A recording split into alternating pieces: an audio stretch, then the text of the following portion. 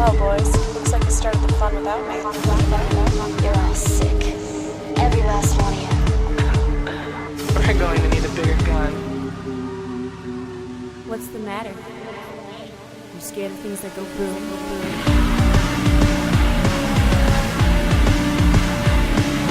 Give me one goddamn reason why I shouldn't blow your goddamn brains all over that goddamn wall. My name is Eric. I'm, of course, here with Michael. Yes. Mr. Michael Kester, how are you? You know, I'm doing well. How are you? Awesome, man. We're doing Crank and Shoot 'em Up today. That's right. So, obviously, we have action films here. Yeah. But I think there's something kind of specific about why we're doing these two films. Mm-hmm. I guess I would call this our apologetic action films. Would you use the word apologetic there? Is that appropriate? I think, yeah, I guess it works. I suppose I usually hear that in terms of religion or of, a systematic way of kind of proving that something that you firmly believe in is the evident truth. And when we're talking about films, we often discuss them as if our opinions are correct. Uh-huh. But as you well know, I love just about fucking everything. Right. And I think we've always had lots of positive things to say about the movies we do. But films, I mean, it's a matter of taste. So it's possible that people don't love the films. That's true. We have on the show. So perhaps apologetic is the wrong word. But these are definitely two action films, one of which is your pride and joy. Yes. And one of which is my guilty pleasure. And I think we have, I even hate to use a term like guilty pleasure because it implies that it's awful, right? But you enjoy it anyways. Yeah, but I wouldn't say that's the case. No, I think both of these It's just more that you wouldn't go around broadcasting that's in your top 10. Right. Like 5. Like if you had 3. You're giving me weird looks here. If you had a show that you put on the internet, right, you might not go on it and dedicate an entire episode to it unless you were this fucking show. That's right. Can you tell that our producer has been doing jack shit for 3 years? Yeah. 3 years. 3 years. Which means the test subjects are running wild here. We're going to spoil both of the movies, both Crank and Shoot 'em Up. Right. You can use the chapters to skip over Crank and go to Shoot 'em Up.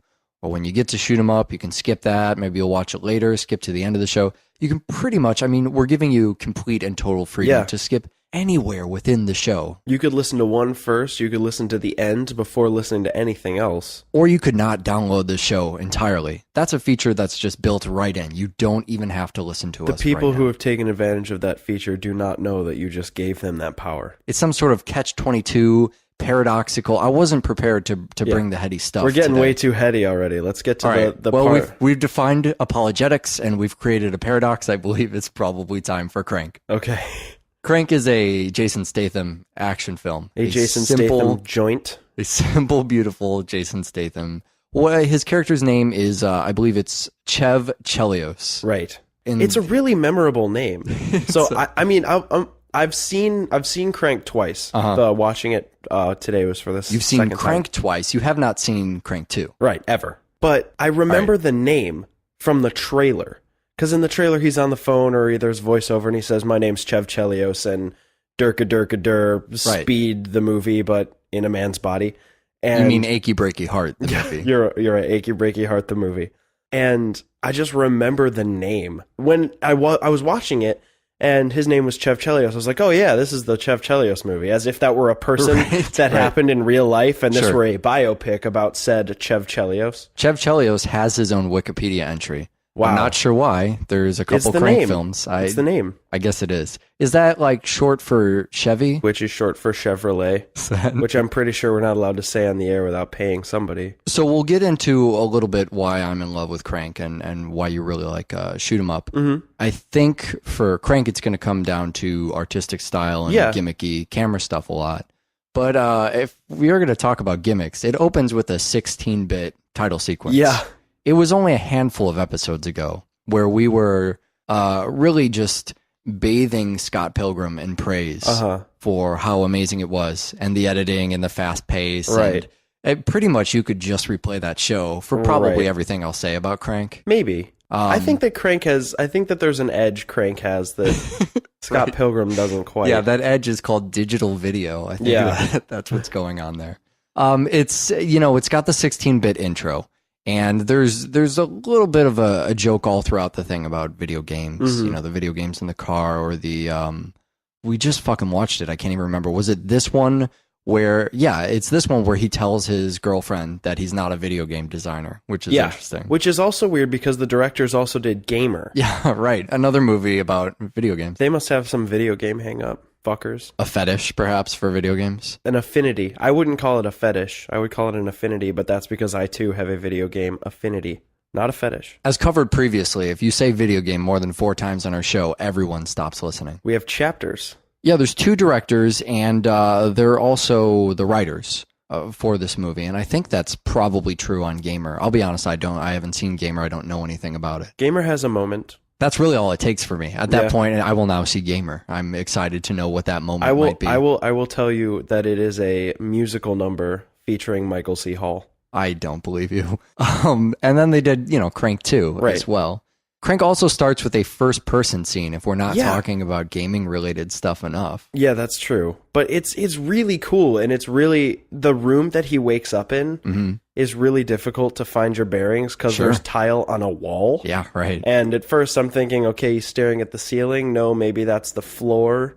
But it turns out that there's a tile wall in the room. It's a fancy-looking place, though. Right. It's one of those places that looks fancy, but also like someone doesn't really live there. Right. Like he's home about 5 minutes a week. Sure. There's not a lot of...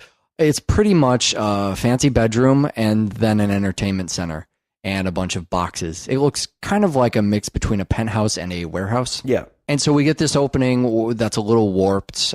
He's getting up on the bed and it's giving us that sort of wavy filter over there. Right. Setting us up for the... I mean... I think the first time I saw Crank, I was completely overwhelmed. I hated it in the first 30 seconds. Yeah. Too many gimmicks, too many cuts, too many different camera angles. We're doing black and white. We're going to a TV. It bugged the shit out of me. It really did. And I think it was probably the point where the metal kicked in, where I thought, all right, I just have to surrender to this premise. Right. It's as if no one told me, just because of the editing and the style in which it was filmed. It's like a movie with a supernatural twist that I wasn't aware of before. Right. I kind of raised my hand and said, hey, I didn't sign up for this. And then just decided to embrace it instead. I don't really know what you would call this form of... Is this thrash? What kind of metal is this? Thrash sounds okay. It's kind of a fast tempo. It's dirty. I don't know the genres within metal. Sure, right. The way that I wish I did. In Shoot 'em Up, when they call it death metal, you're not really sure if that's true. I know that the thing that happens on the phone is called the Doppler effect, right? Okay. The sound the phone makes is if you were driving by the phone where the sound kind of shifts. Yeah. It's like an ambulance driving by, the Doppler effect. Right. I do know and I think I've mentioned this to you on the show before, I know a lot more about the music in Crank 2 High Voltage, which is all Mike Patton from Faith No More and The Voice of the Darkness and a lot of great stuff there. Before I talk about the look of this too much, though, there's one scene that's kind of normal art before we get into weird experimental crazy art, and that is the I think I'll call it the medicinal use coke scene. So after we get out of, he leaves his I'd see I'm hesitant do I call it a penthouse, apartment building? Call it living quarters. He leaves his living room right after he's bashed his TV in, very angry. And he's driven off and he's gone to see these guys. And he's trying to hunt somebody down. And so he's got the one guy cornered in what I guess is a bathroom, right? Yeah. And all of the walls are painted black. It's an all black room with eventually a bunch of black guys in black clothes. Right. And the only white in the room, it's a really interesting style for a movie that looks as cheap as this does. It's just white smoke.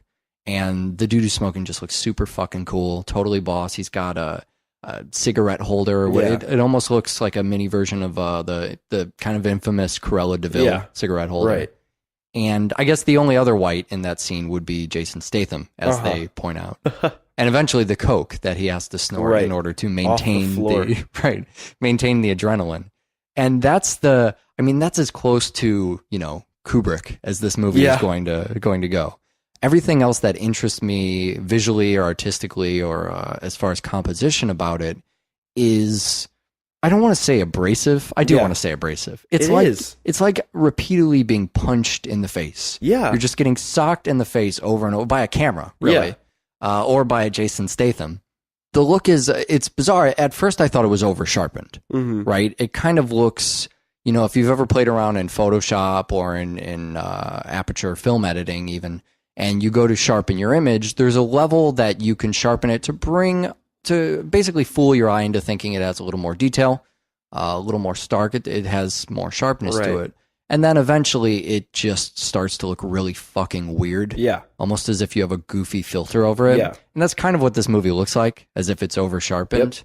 But I was reading about these directors and they shoot exclusively on videotapes. Wow. So this was all shot in HD video. I actually have a list of the cameras they use for high voltage. I couldn't find one for this movie.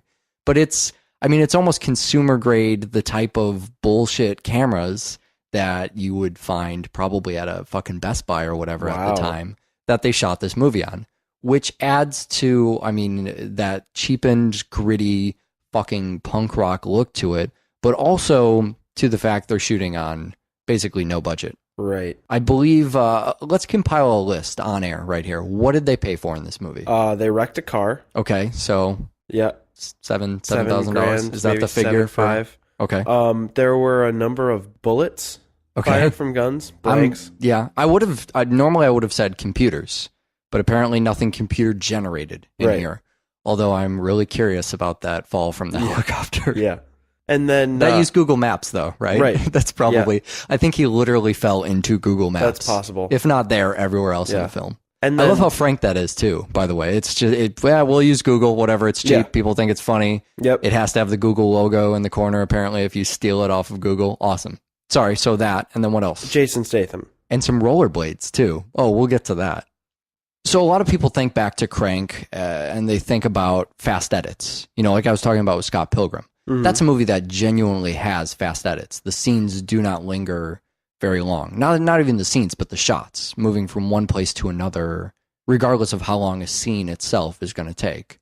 I think the physical amount of time you stay in a static camera shot on within the movie Crank is not actually that different from a normal film. Yeah. I think you have a lot of shots that are, several seconds long, and it's the visual style just seems as if it's frenetic, as if it's rigidly paced and belligerent, frantic, really. Right. And a lot of that is probably the, high shutter speeds on some of these action scenes.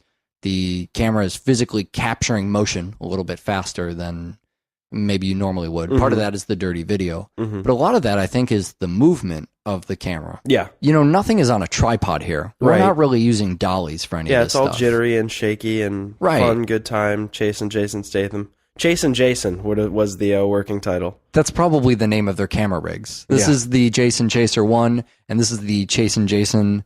I don't believe that I didn't stutter through those. I wasn't planning on finishing that sentence. I figured I would just trip through it. It's okay. So maybe there's some Steadicam stuff, right? Because I'm not 100% sure what they used on this. Some kind of camera harness where it's physically fastened to the operator, or maybe something handheld. But there's a lot of really unorthodox movements to the camera. The camera itself is the fastest element of this movie. The way it's not cutting, but actually moving within the scenes. You have these documentary style zooms as well that sort of add to some of that rigidness. But the actual movement of the cameras, again, I was reading about the directors, who, by the way, operate their own cameras, which is kind of awesome. Right. So it's not them and a team of cameramen and they're sitting behind monitors, in a fucking recliner while people run around on the streets. In a chair and a hat with a bullhorn. Yeah. This is basically a sound guy and two directors who are holding cameras and Jason Statham running around behaving like idiots. And Dwight Yoakam.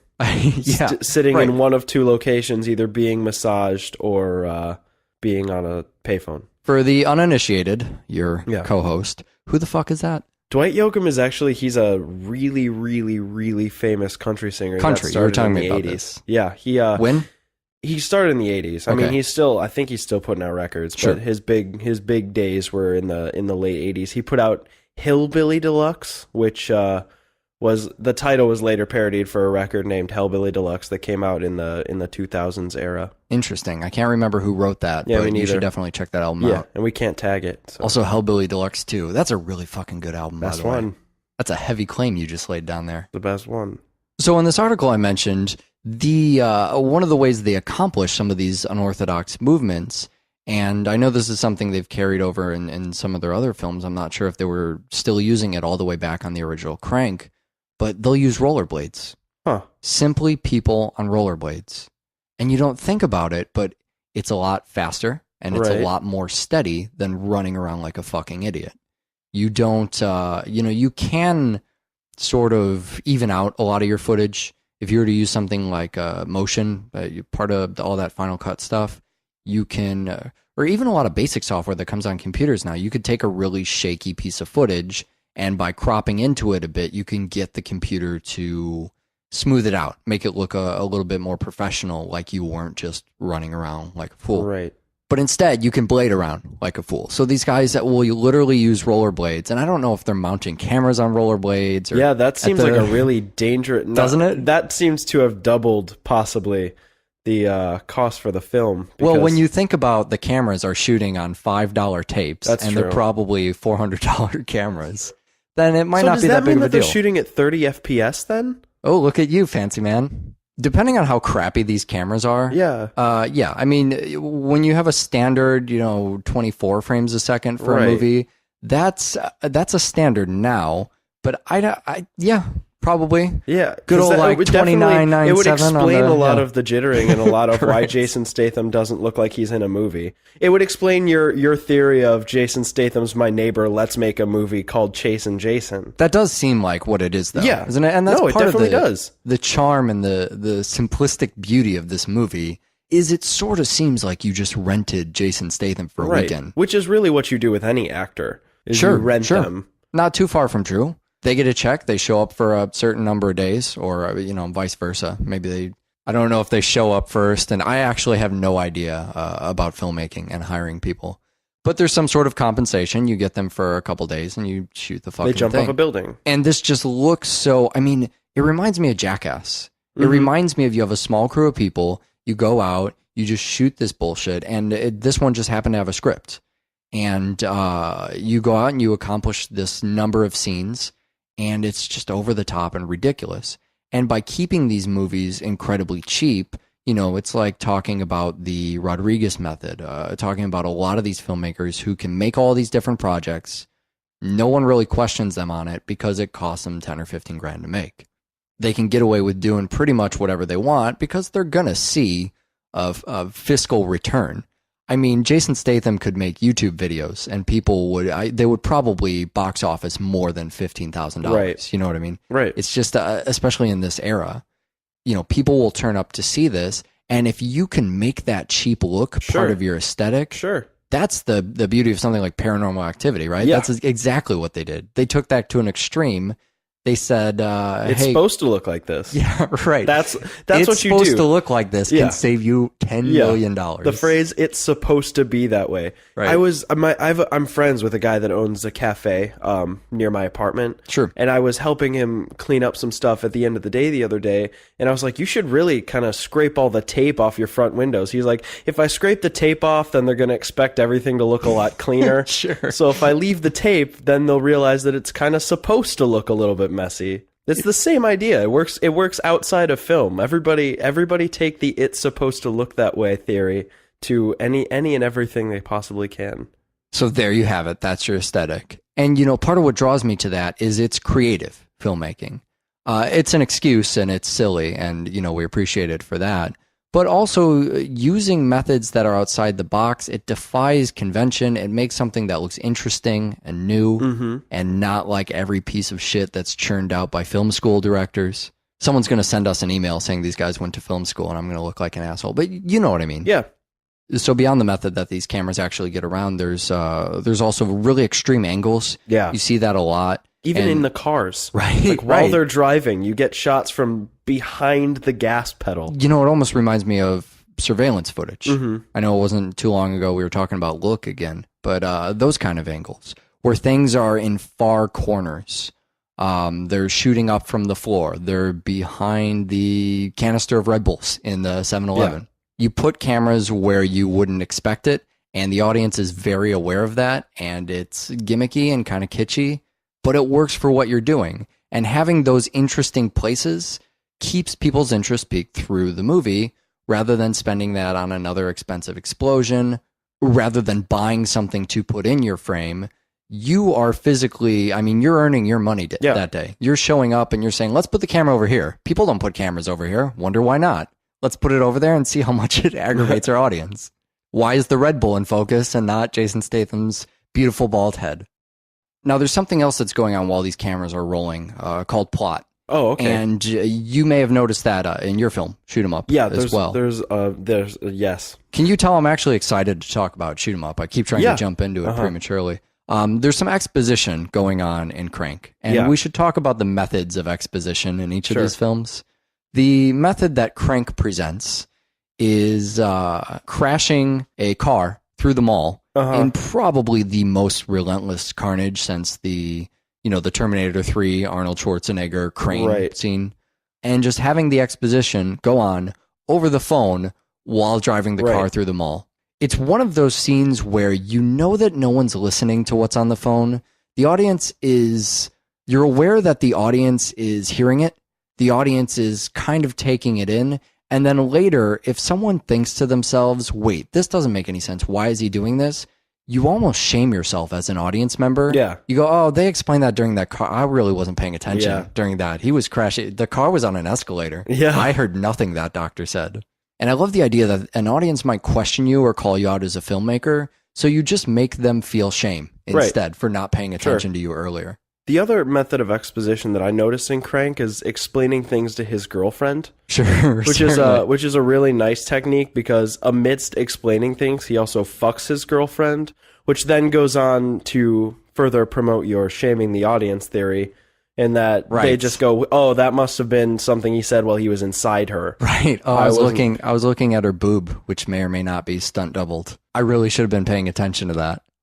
So it goes without saying that, I mean, the movie's really fucking enjoyable. That's why I like it. Absolutely. I find it does get better upon repeat viewings for whatever reason. I think it's because you're less upset by it. It's one of those things that you watch once and go, that movie is a headache. Yeah. And then you watch it the second time and you think, no, it's not as bad as I thought it was, because you're expecting... I was expecting like Jason Statham and strobe lights. Right. But that's how I always remember the movie, is Jason Statham and strobe lights.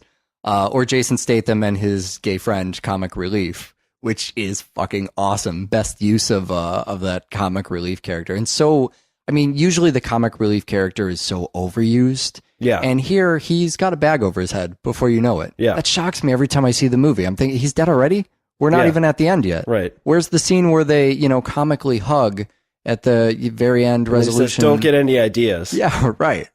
Instead, he falls out of a fucking helicopter. Chev falls out of a helicopter, makes a mildly humorous call to his girlfriend, which basically wraps up the script on your film, and then he falls to his death, nails a car, flips through the air, and lands about 3 inches into the focal point of the camera. Yeah. And it looks bloody and injured as fuck, and blinks, and the movie just ends. It's an awesome way to end your movie. It really is. It's what's even more awesome is then Crank 2 comes out, and the only thing I can think, and it's the stupidest thing to think, but I have to watch it because I want to know, well, he clearly died when he fell out of a helicopter, landed on a car, and then splatted on the pavement. How are they going to bring him back from that? Fucking awesome. I love it. Shoot 'Em Up is another movie that happened today. I mean, if you want to talk excitement, Shoot 'Em Up starts just as exciting as Crank ends. It starts at a bus stop. You know what's funny about that, though? For as many times as I've seen Shoot 'Em Up, and I get to get a little credit back now because we were just talking about Hatchet, Cabin Fever, a while ago, couple shows ago. How I haven't seen those movies in forever, and I felt awful about it. I've seen Shoot 'Em Up about 1,000 times. Yeah, me too. And it's not even, list of top favorites or anything. I think it's just because anytime I'm around you, you're watching Shoot 'Em Up. Yeah, that's probably why I've seen it. A lot. As many times as I've seen it, I would think 2/3 have probably been with you. The thing that I like about starting at the bus stop at it looks like it must be fucking 1 a.m. Right. you have this guy who's sitting at the bus stop. He's clearly had a long day or a long series of days. Sure, You don't know anything about this guy's former story. He sits at the fucking bus stop and stuff starts to happen. And I don't know how often you sit at a bus stop in Chicago at 1 a.m. I don't take the bus. I hate the bus. Well, I sit at bus stops a lot, and sometimes it's at 1 a.m. And without fail, something obnoxious happens. Oh, yeah, sure. You're just sitting there and someone's just... And I just like the idea that this guy's just sitting at the bus stop. He wants to go home, but instead he has to save this pregnant lady. Has to deal with this bullshit. Right. We record outside of the infamous Wilson stop on the worst Red Line. CTA stop in the city of Chicago. I would say literally, I mean, if you're talking about the northern east side, which is the livable part of the city, the part where you don't really need to worry about getting mugged and like stabbed or shot. It is far and away the worst stop until you really get out of the city. It was voted the worst stop in Chicago. I mean, it's awful. It's the stop where when you get off of the train, we're talking about now, the fucking platform train, you come down and you get off the steps and right outside what are those turnstiles? Is that what those are called? Yeah. Basically right outside the spot where you need money in order to access. You find a bunch of people who don't look homeless, but have chosen to be outside, sitting around some steps of, it's in the summer, it's a boombox. Yeah. And in the winter, it's usually a barrel fire. Yeah. I mean, it's almost comic book-esque. Yeah. I don't even think you see this sort of thing in film. It's so fucking ridiculous. Anyways, that bench scene. Always remember that from Shoot 'em Up. It's one of those things that seems like it would be great on paper, too. Sure.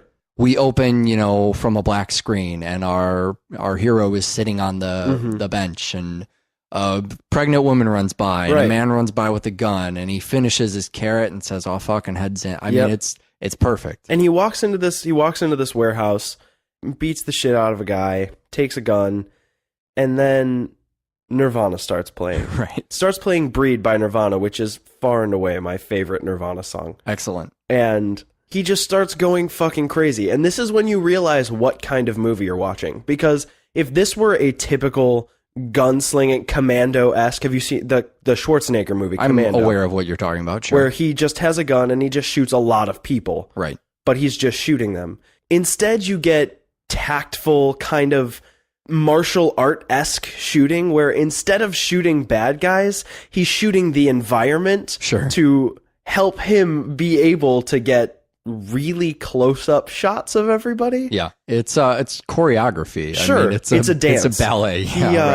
He shoots out an oil barrel, slides under a table, shoots the legs out from a table, flips through a window, kills a bunch of guys, runs through a door, points his gun at the camera, and that's when you get the title. Shoot 'em up. There's our intro. Yeah. It's the stunning, triumphant intro card we talked about in Martyrs. Yeah. Although I believe Martyrs cheated. It had a double intro card, right? It did. Fucking cheaters.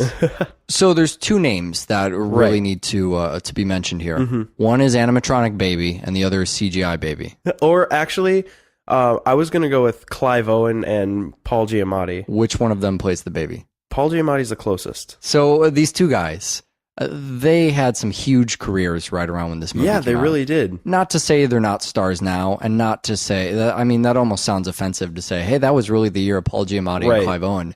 But goddamn, was it? It really was. That was when that was right around when Clive Owen was in Children of Men. Mm-hmm. Paul Giamatti was still reeling from his newfound Sideways fame. Mm-hmm. And they both play roles that at the time, people didn't expect them in. Clive Owen had just gotten an Oscar nomination for Closer. Sure. And Paul Giamatti was just this down and out bum character that But instead, the time. In this, they're just total badasses with huge guns and nonstop floods of one-liners. Well, it's the sort of movie, not to keep going back to things on paper, but when you tell your friend there's a movie, one guy shooting at the other guy, it's the action film this summer, the hero, Clive Owen, the villain, Paul Giamatti. It's called Shoot 'em Up.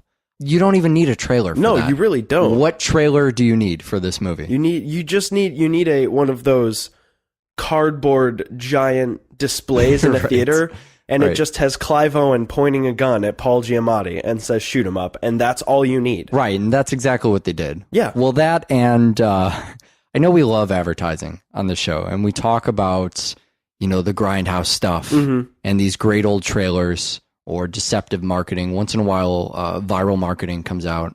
The reason I really love to cover that is because viral marketing also has a tendency to disappear fairly quickly. Yeah. People forget about these viral campaigns.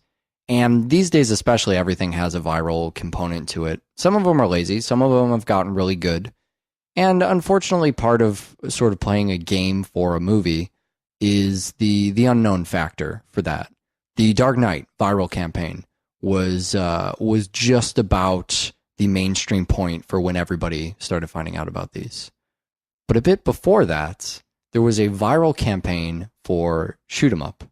And it wasn't interactive. It wasn't so much a game, but it was called Bulletproof Baby. And you've seen this video. Yeah. So essentially, it was a website that sold. It was basically trying to be controversial and get some press attention. Sure, it's trying to upset people. Yeah, kind of like I don't know if you've ever seen Bonsai Kitties. Oh, yeah. I think that's how that's pronounced. As we all know, my pronunciation is awful. Yeah. But cats in a jar. Yeah. People would put these cats in a jar and raise them that way so that when they took the cats out of the jars, they would be jar-shaped. And it was kind of this niche pet thing, and people would own this didn't exist. I mean, it was just an internet site that purported it. People got outraged and they went to it. And, this is the internet meme, right? This is viral marketing. And so Shoot 'em Up capitalized on the same kind of idea by having Bulletproof Baby. And so it was just a website that sold this stuff. You probably couldn't even buy anything off it, but it was just strollers and cribs and vests and kind of based off tasers. It's based off the idea of the movie, but specifically probably that bulletproof vest that they buy the baby. There's a video that's still floating around. You can find that okay. It's harder to find stuff from the website, but it's the video of a woman shooting a machine gun as kind of a product demonstration at a bulletproof stroller. It's definitely worth checking out. Kind of sad. There's a great idea in this. Yeah. Somebody needs to come up with, not in Bulletproof Baby, but in collecting these viral ads. There needs to be a website that just completely archives this stuff so you can come back to it later. For sure. And I think that the Bulletproof Baby thing really kind of points to the idea of the film, which is, I'm gonna write it off as fun with guns. Sure. Because that's really what the film does, is every encounter that Smith has with henchmen or Paul Giamatti or Hammerson, played by our good friend Stephen McHattie from Pontypool. It's not the same thing as a typical Mexican standoff shootout. It's not, I'm a super soldier.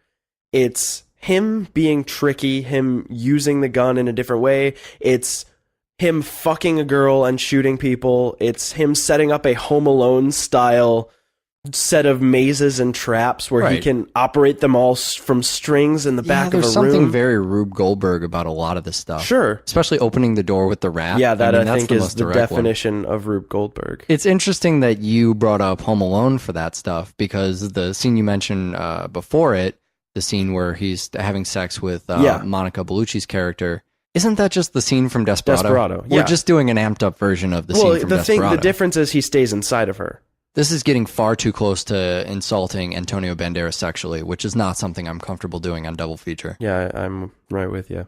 So fucking mixed with action is just part of the kind of the cheeky humor of the movie. Well, the whole movie has this overtone of it's ridiculous. The whole movie's ridiculous. It knows it. Its lead character's got essentially a superpower that comes from consuming carrots. Right. He has this love for carrots. He is a cartoon character. Yeah.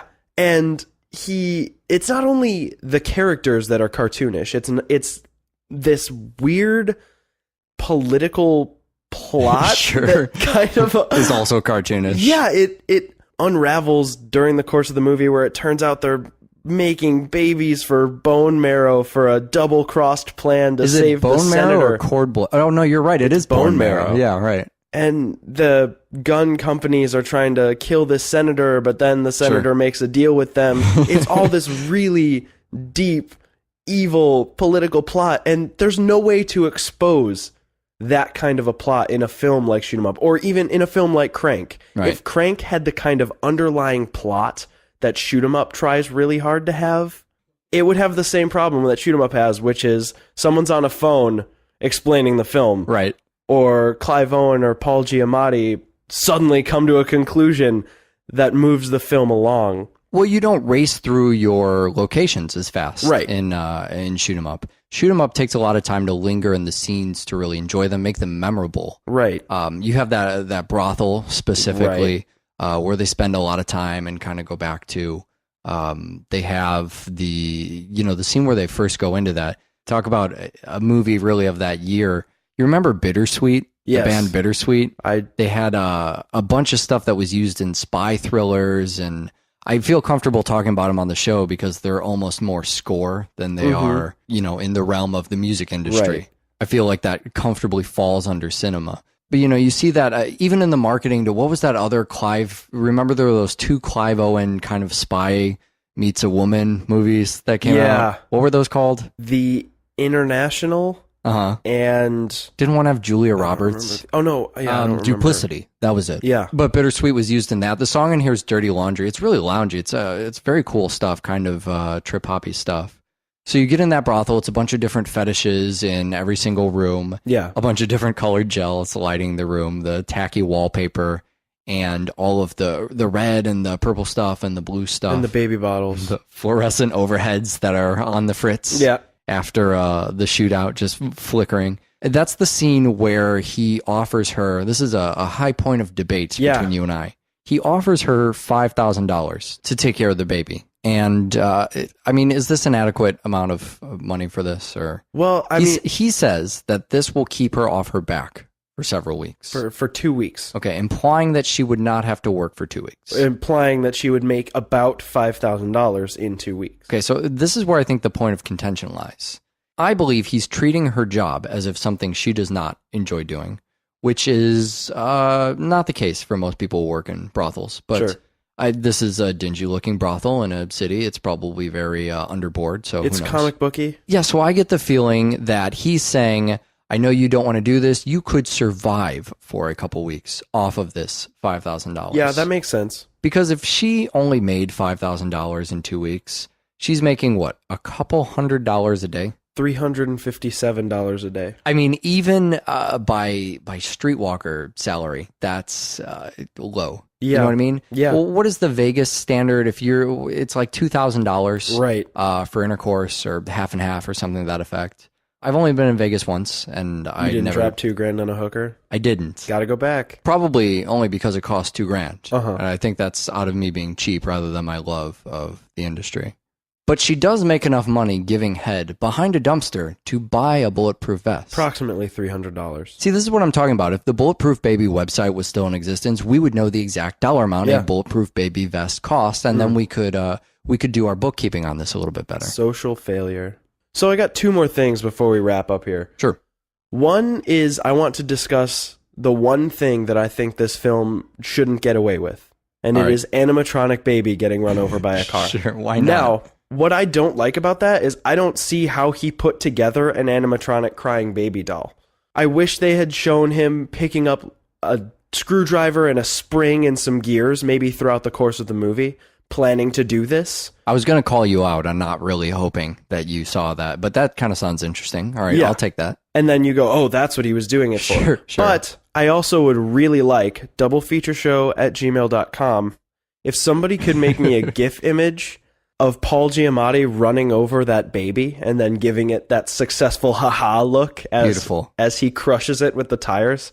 If you want to send a GIF image of that to doublefeatureshow@gmail.com, I would be forever grateful. My inner nerdery forces me to point out that I believe it is GIF. Oh, I'm sorry. Beyond that, that would be amazing. Yeah, that would please. be fucking amazing. That would be better than the Whoopi Goldberg animated GIF that Rebecca Watson gave us.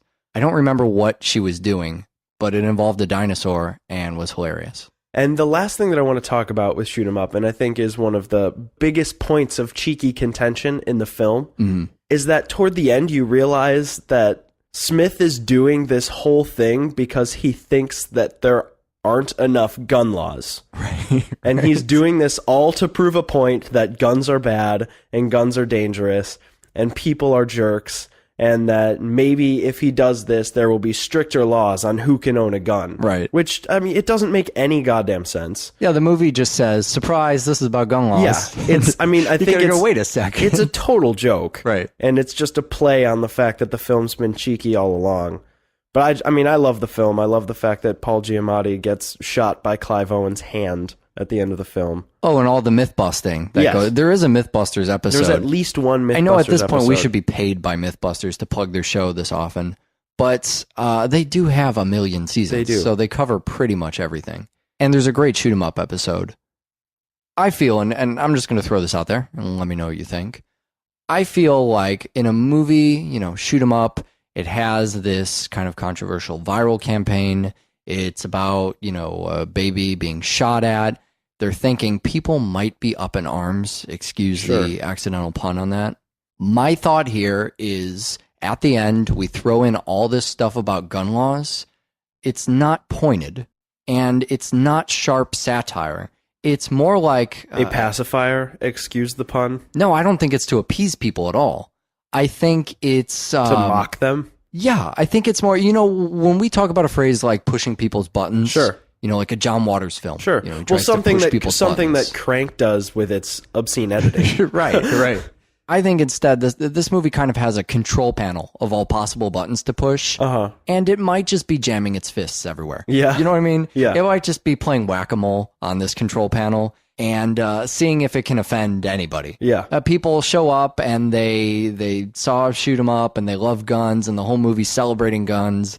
And at the end, they're kind of just like, and that's why you have to practice gun safety.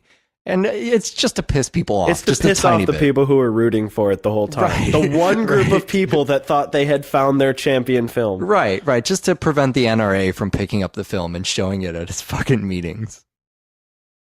Well, we already gave you the email address. That's doublefeatureshow@gmail.com. Certainly. GIF of Paul Giamatti killing a baby. Oh, please. We also have a website, which is doublefeatureshow.com. Yeah, so this website, since the new version went up, there's a ton of new stuff on here.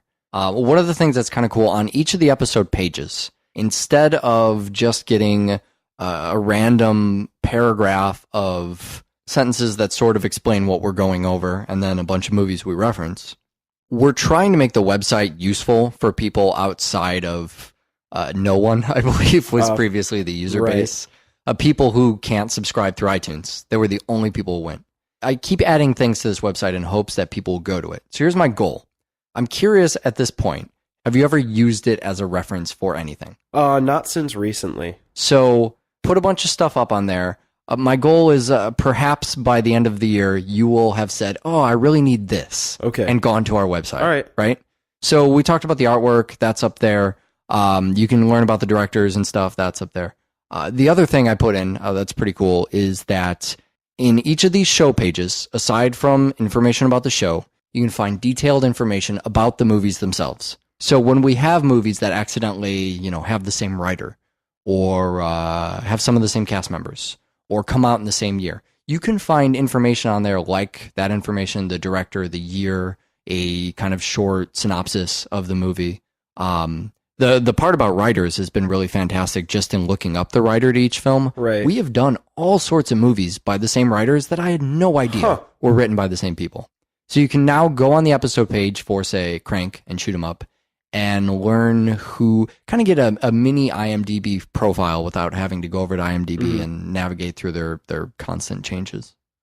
Doublefeatureshow.com. Fantastic website, if I could just pat myself on the back. Absolutely. Doublefeatureshow.com. All right, so we got two more next time. Next time we're doing some pairing of directors that are weirdos. Oh yeah, it's a director weirdo double feature. So what are the two weird movies by the weird directors? We're gonna do Weirdo Argento's Deep Red and Weirdo Gordon Lewis's The Go-Go Girls. Last year we accidentally discovered this amazing thing, which was petting the white cat. And so the concept there was we saw Enter the Dragon, and I was afraid to cover Enter the Dragon because I thought I wouldn't understand it.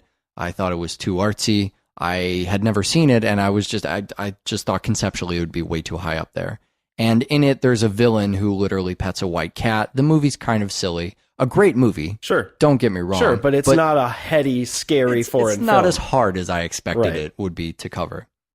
So what we want to do is cover Dario Argento and Herschel Gordon Lewis in this episode because they are directors who are Pet the White Cat directors. Sure.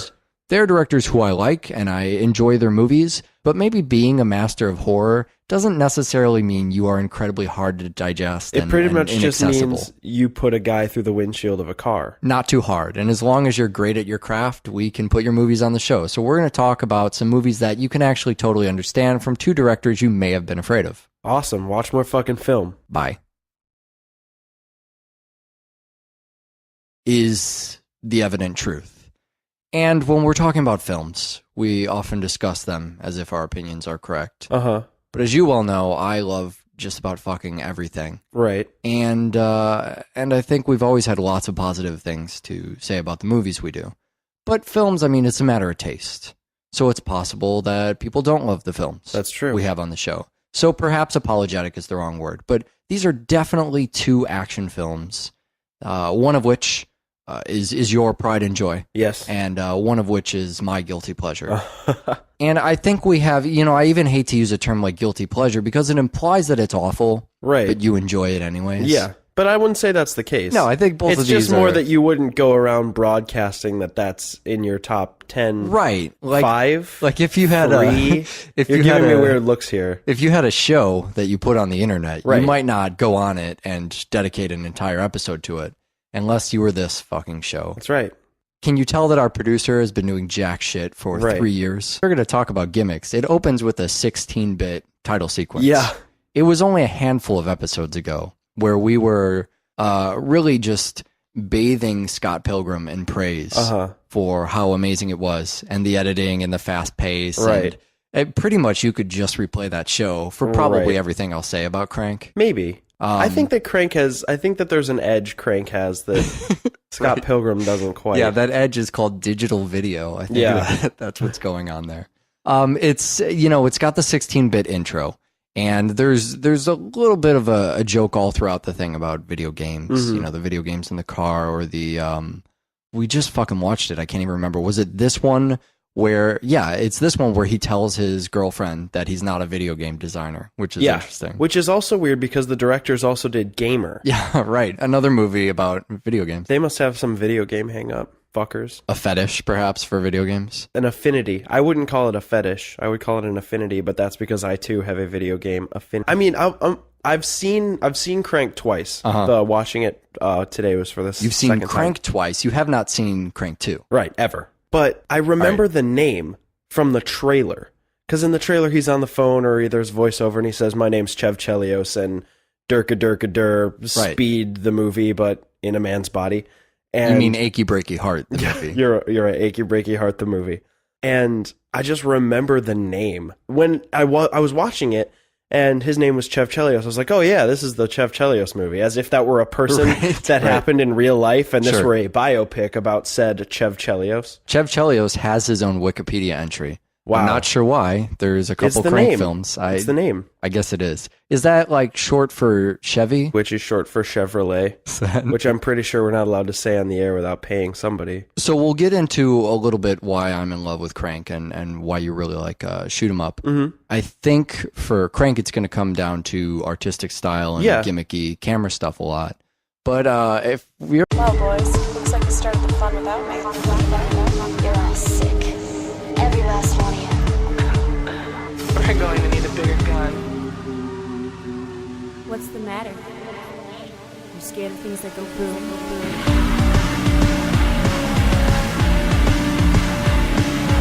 Give me one goddamn reason why I shouldn't blow your goddamn brains all over that goddamn wall. My name is Eric. I'm, of course, here with Michael. Yes. Mr. Michael Kester. How are you? I'm doing well. How are you? Awesome, man. We're doing Crank and Shoot 'em Up today. That's right. So, obviously, we have action films here. Yeah. But I think there's something kind of specific about why we're doing these two films. Mm-hmm. I guess I would call this our apologetic action films. Would you use the word apologetic there? Is that appropriate? I think, I guess it works. I suppose I usually hear that in terms of religion or of, a systematic way of kind of proving that something that you firmly believe in Yeah. 3 years. 3 years. Which means the test subjects are running wild here. We're going to spoil both of the movies, both Crank and Shoot 'Em Up. Right. You can use the chapters to skip over Crank and go to Shoot 'Em Up, or when you get to Shoot 'Em Up, you can skip that. Maybe you'll watch it later, skip to the end of the show. You can pretty much, I mean, we're giving you complete and total freedom to skip anywhere within the show. You could listen to one first, you could listen to the end before listening to anything else. Or you could not download the show entirely. That's a feature that's just built right in. You don't even have to listen to us. The people right who now. have taken advantage of that feature do not know that you just gave them that power. It's some sort of catch-22, paradoxical. I wasn't prepared to bring the heady stuff. We're getting today. way too heady already. Let's get to the well, part. we've defined apologetics and we've created a paradox. I believe it's probably time for Crank. Okay. Crank is a Jason Statham action film. A Jason Statham joint. A simple, beautiful Jason Statham. Well, his character's name is, I believe it's Chev Chelios. Right. And it's a really memorable name. So